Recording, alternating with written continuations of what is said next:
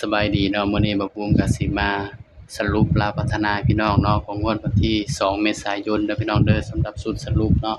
2เมษายน68สรุปลาวพัฒนาเนาะพี่น้องเนาะ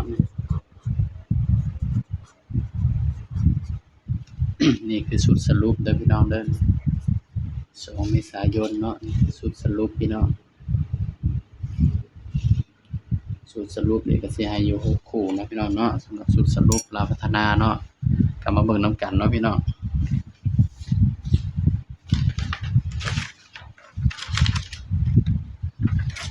500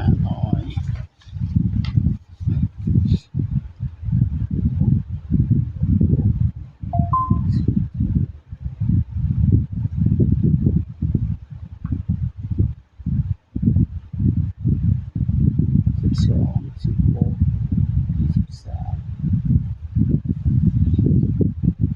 17 18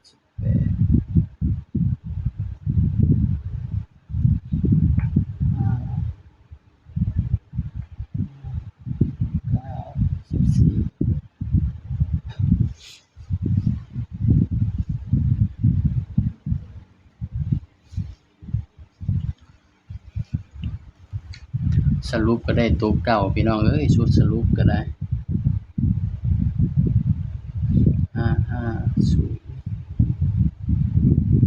021 3 2 3ชุดสรุปเนาะก็ได้ตัวเก่าเนาะพี่น้องเนาะชุดสรุปก็คือตัวเด่นพี่น้องเด่น5กับ6คือเก่าเนาะพี่น้องเนาะนี่สำหรับชุดสรุปก็เนาะเด่น5กับ6คือเก่าเด้อพี่น้องเด้อสำหรับการพัฒนาเนาะนี่เด่น5กับ6คือเก่าพี่น้องได้ตัวเก่าเนาะพี่น้องเนาะสำหรับชุดสรุปก็ก็มาจับคู่นำกันพี่น้องบัดจับก็สิมีอย่างนี้พี่น้อง50 51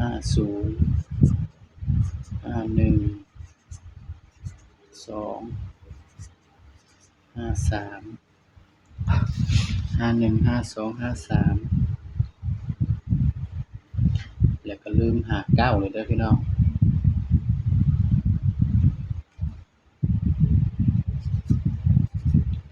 โอ้ยหลายคนเนาะพี่น้องเนาะ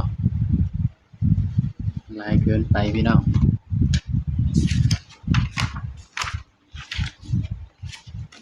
สรุปเนี่ยสิมาหลายพี่น้อง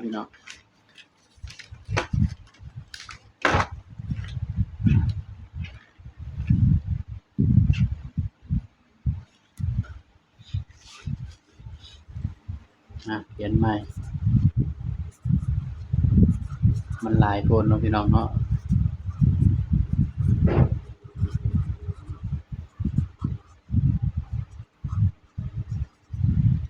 มันหลายเกินไปเนาะพี่น้อง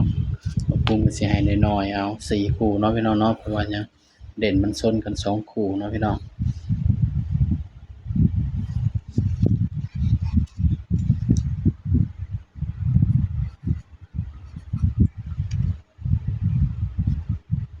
สำหรับเด่นเนาะก็เด่น5 6คือเก่าเด้อพี่น้องเด้อนี่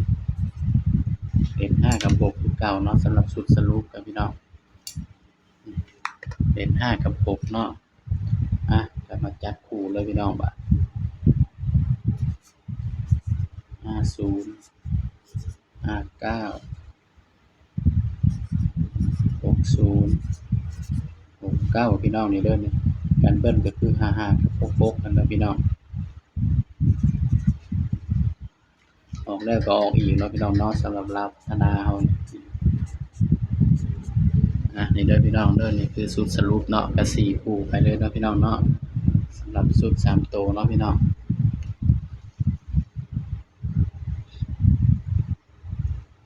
ชุด3ตัวก็860 860